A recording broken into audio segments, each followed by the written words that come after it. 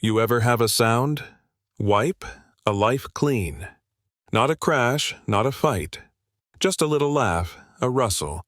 The sort of quiet that means something private is happening and you were never invited. I stood in my bedroom doorway, my red dress suddenly heavy as a rock, and there he was, my husband, in our bed with someone else. Yeah, that happened. In 3 seconds, my whole world went from polished marble to glass under my feet. Act 1. The hook, the house, the lie, the moment that burns everything down. We'd built that life together, or so I thought. Big windows, nice rugs. Invitations to dinners where names were currency. I'm Claire, and for 8 years I believed in the man beside me, Marcel. We smiled at the same causes, posed for the same photos, and I shelved enough of myself that it almost felt normal. So when I opened that bedroom door and saw him curled up with his assistant Laura, it wasn't just betrayal. It was the revelation that my marriage had been a transaction, a plan executed with precision. "Claire, you're home early," he said, like I'd interrupted a conference call. No apology. No, I made a mistake. Nothing. Laura sat up, pulled the sheet up like a billboard, and gave me that look, half pity, half triumph. Surprise? She smirked. I could feel time folding. "We need to talk," Marcel said, and the way he said it was calm, clinical, like he was announcing a meeting agenda. "I want a divorce." Spoken like a verdict. I gripped the doorframe because my legs forgot how to stand. But why I started, and she cut in sweet as poison. "Claire, you have to know this couldn't go on. You were always useful. Stepping stone, really." My husband nodded, buttoning his shirt, and told me that our prenup meant I would leave with nothing. No house, no accounts, nothing.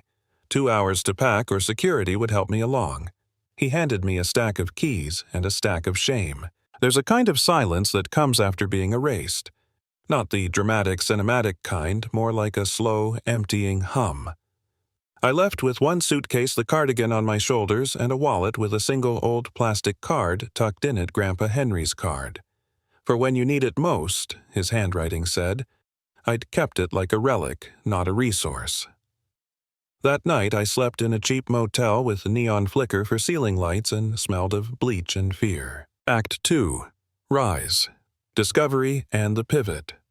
The next morning I rode the bus across town to Meridian Trust, the bank name scribbled on the back of that card. I tried not to look like I belonged in a story, but I also didn't have a plan B, so I walked in like I owned nothing but nerve. The receptionist took the card, then vanished. My suitcase at my feet. I sat on leather that cost more than my mattress had that week and felt like a character in someone else's life. Miss Ashford, the banker, called. Grandfather's last name. Ashford still had weight, it turned out. In the private office, a man in a gray suit opened a file, blinked twice, and said words that should have been impossible.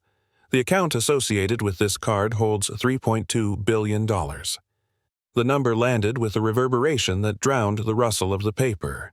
$3.2 billion. My throat closed around a laugh that sounded like a sob. They told me things I hadn't known, that Grandpa Henry kept his wealth private because he was afraid money would change people, that he left instructions, and that no one could access the account except me in person with that card. Then came the cold, smaller kind of blow. Marcel had been sniffing around the Ashford name for years. He'd hired people to dig into my family's history thinking he could engineer access. He'd planned the marriage like a campaign. Everything I'd thought of as love now read like strategy. If you're waiting for an act of cinematic revenge, the slow, obsessive plotting with late-night drinks and whispered diagrams. I'll tell you what I did. I breathed. I let my anger be practical. I didn't go seeking revenge in tabloids. I built.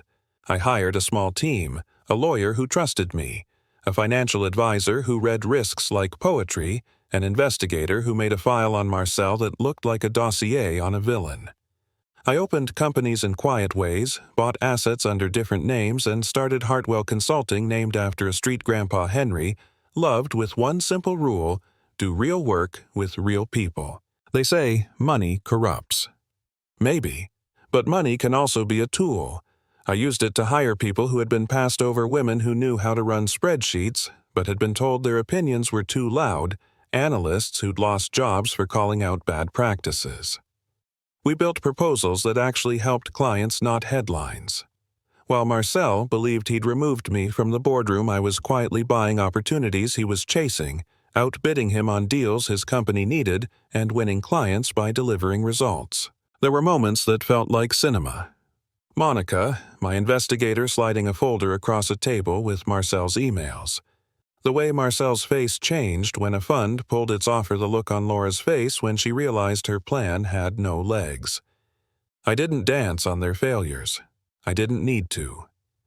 Watching people lose what they'd tried to steal, seeing the market close doors on them one by one was enough. Act 3. The payoff, the new life, and the question left open in a year. Hartwell went from a little idea to a firm with integrity at its core. We took projects other firms considered not profitable enough.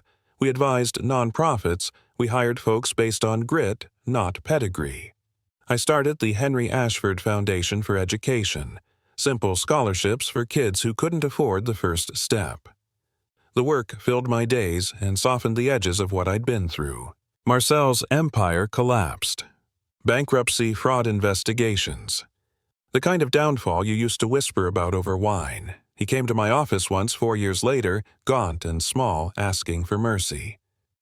"Claire, I was wrong," he muttered. "I'm sorry. Can you help me?" His voice was a cracked echo. I met him with a quiet that matched the years I'd spent rebuilding myself.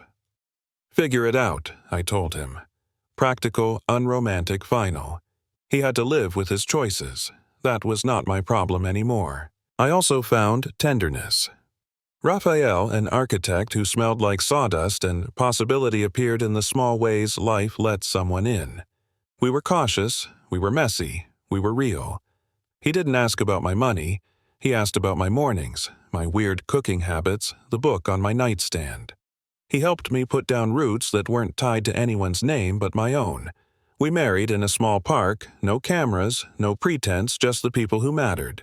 The kind of ending you don't see on gossip feeds because it's too ordinary to be scandalous.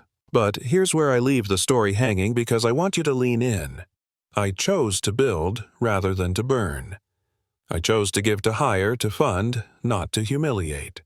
You might say that was the compassionate choice. You might say it was strategic. Some will call it forgiveness. Others will call it letting the system have its way. And honestly, I like the ambiguity. I want to know what you think. Was I too soft, letting Marcel walk away with nothing but legal consequences? Was I too cold to refuse his help later when he crawled back? Did I do justice by turning wealth into opportunity? Or would you have preferred blood and public spectacle? Does society judge women who are betrayed more harshly than those men who betray? Did Grandpa Henry do the right thing, hiding money, or did secrecy create the problem in the first place? That's your part.